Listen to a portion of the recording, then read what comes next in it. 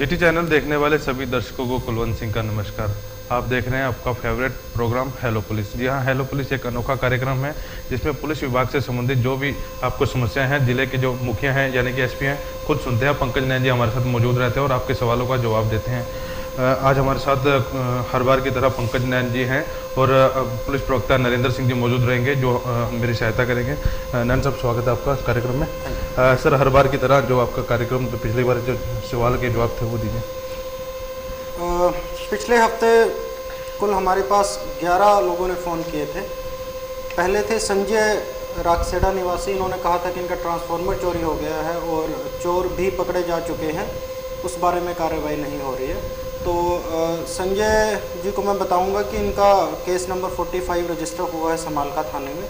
जो चोर पकड़े गए थे वो हमारे यहाँ नहीं, करनाल पुलिस ने पकड़े थे। हमने उसके बारे में इन्वेस्टिगेशन कर ली है और करनाल पुलिस से हम लगातार संपर्क में हैं। वहाँ पर अगर इनके केस की रिकवरी होती है तो हम इनका सामान रिकवर करवाएंगे। दीपक ऊझा गेट निवासी, इन्होंने कोई गुप्त सूचना दी थी और उनकी गुप्त सूचना पर हमने कार्रवाई कर दी है। रणबीर सिंह इसराना निवासी थे। इन्होंने कहा था कि इनके साथ एक्सीडेंट हो गया है और इन्होंने गाड़ी का नंबर, एक स्कॉर्पियो गाड़ी का नंबर HR26AN 2436 ये प्रोवाइड करवाया था और इस पर कार्रवाई नहीं हुई है। तो रणबीर जी को मैं बताऊंगा कि इनका मुकदमा रजिस्टर कर लिया है। जो इन्होंने गाड़ी का नंबर प्रोवाइड करवाया था वो हमने गुड़गांव रजिस्ट्रेशन अथॉरिटी से पता करवाया है। वहाँ पर इस नंबर की कोई स्कॉर्पियो गाड़ी रजिस्टर्ड नहीं है। तो शायद इन्होंने गाड़ी का नंबर देखने में कोई इनसे चूक हुई है, इसलिए इनकी जो रिपोर्ट है आगे हमने अनट्रेस्ड रिपोर्ट इनके एक्सीडेंट के केस में लिख दी है। नीलम जी ने साईं बाबा चौक से मकानों के बाहर जनरेटर रखे जाने और उनके शोर होने के बारे में शिकायत की थी, जिसके बारे में हमने लास्ट वीक ही बता दिया था कि ये SDO पोल्यूशन बोर्ड से संबंधित है और वहीं पर ये अपनी एप्लीकेशन दे सकते हैं। दीपिका जी ने मॉडल टाउन से कहा था कि उनका मोबाइल चोरी हो गया है, जिसके बारे में कोई रिपोर्ट नहीं दर्ज हुई है। तो दीपिका जी को मैं बताना चाहूँगा कि उनके जो मोबाइल चोरी की या गुमशुदगी की रिपोर्ट दर्ज करके उनको हमने दे दी है। यशपाल जी थे तहसील कैंप से। इन्होंने कहा था कि लड़कों के चालान काटे जाते हैं, लड़कियों के चालान नहीं काटे जाते। इसका जवाब मैंने पिछली बार ही दे दिया था। जोरावर सिंह जी ने कहा था कि उनका पैसे के लेन देन का कुछ मामला है जिसके बारे में पुलिस कार्रवाई नहीं कर रही है। इनका जो मामला था ASI वजीर सिंह के पास था और इनका पैसे के लेन देन का मामला अब सेटल हो चुका है। पुलिस ने इस बारे में कार्रवाई कर दी है और अभी इनका कोई म्यूचुअल एग्रीमेंट भी दोनों का हो चुका है।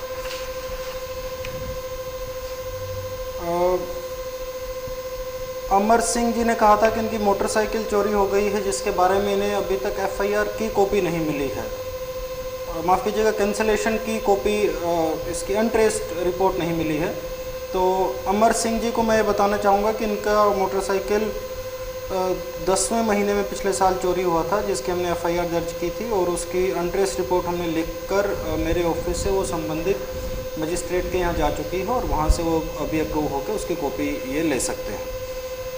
सुरेंद्र और रोशनी जी ने कहा था कि इनके साथ कोई व्यक्ति शराब पीकर लड़ाई झगड़ा करते हैं, जिसके बारे में इन्होंने कार्रवाई की मांग की थी। तो इनकी FIR हमने रजिस्टर कर ली है, कंप्लेंट रजिस्टर कर ली है और जो इनका PGI रोहतक से मेडिकल की एक MLR रिपोर्ट आनी है, हम उसकी वेट कर रहे हैं। जैसे ही आएगी हम उस पर आगे की कार्रवाई कर देंगे। रमेश जी ने कहा था कि इनका मोबाइल और कुछ पैसे छीन लिए गए हैं किसी ने और इसके बारे में अभियोग दर्ज है। तो इनको मैं बताना चाहूँगा कि इनके मोबाइल की हमने CDR और बाकी चीज़ें भी निकाली थी। अभी इनका मोबाइल नहीं चल रहा है। जैसे ही कोई व्यक्ति उसको यूज़ करेगा तो वो तुरंत उसको हम पकड़ लेंगे।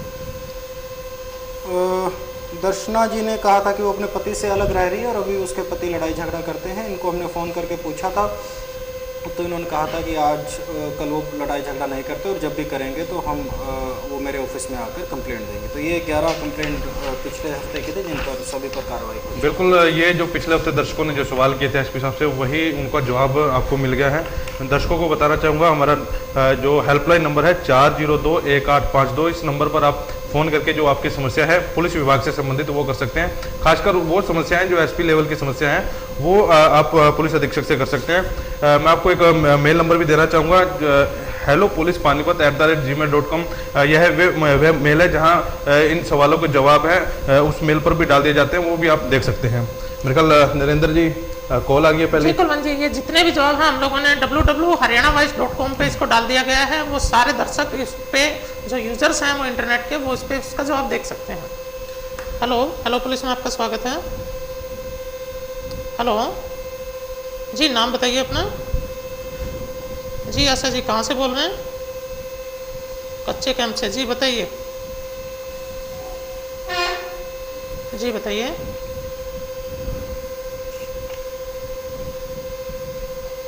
देखिए, आप एसपी साहब से एसपी ऑफिस में मिल सकते हैं सुबह 11 बजे से लेकर और 1 बजे तक। तो एसपी ऑफिस है अपना मिनी सेक्रेटरीट में है, कोर्ट की बिल्डिंग के बिल्कुल साथ ही है, स्काई लार्क के बिल्कुल सामने। आप वहाँ आके मिल सकते हैं अगर आप मिलना चाहते हैं। दर्शकों को बताना चाहूँगा, इस हफ्ते पानीपत से एक अनोखी शुरुआत की गई है पुलिस विभाग की तरफ से। लायक राम डभासी जो एडीजीपी हैं हरियाणा के, उन्होंने शुरुआत की एक अनोखी वैन तैयार की गई है पुलिस विभाग की तरफ से।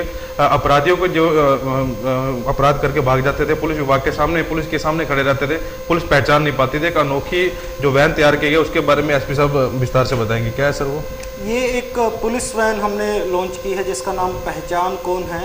इसके अंदर जितने भी अपराधी हमारे पकड़े गए हैं पिछले 5 सालों में पानीपत में और आसपास के ज़िलों में जो अभी भी एक्टिव है, इनके फिंगरप्रिंट्स, इनके सभी उंगलियों के निशान हमने कंप्यूटराइज्ड फॉर्म में इसके अंदर रख रखे हैं।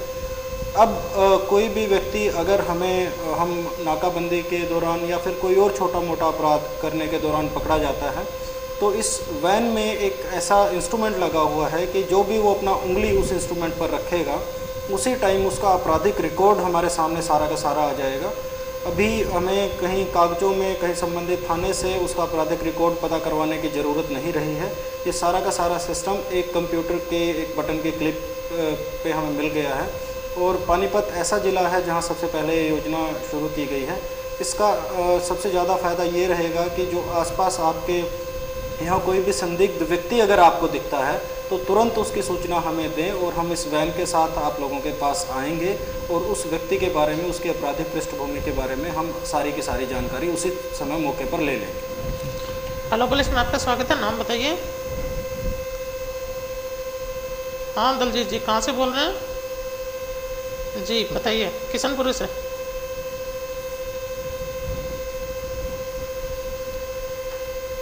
जी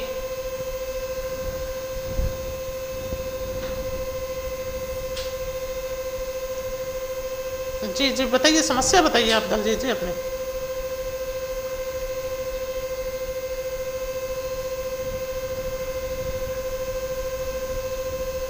जी जी जी जी जी जी आप समस्या बताइए दलजीत जी, आपको क्या प्रॉब्लम क्या है आपको? जी, तो आपने कोई कंप्लेंट दी थी इस बारे में?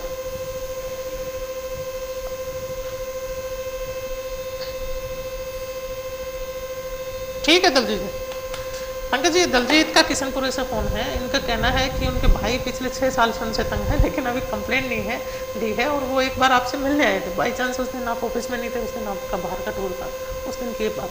मैं ऐसे सभी दर्शकों को ये बताना चाहूँगा कि आपके नियरेस्ट जो पुलिस स्टेशन या पुलिस चौकी है, आपकी इस तरीके की कार्रवाई के लिए सबसे पहला स्थान वो है। आप वहाँ जाइए, वहाँ आप अपने कंप्लेंट लिखवाइए, उसकी रसीद आपको प्रॉपर मिलेगी, उस पर कार्रवाई ज़रूर होगी।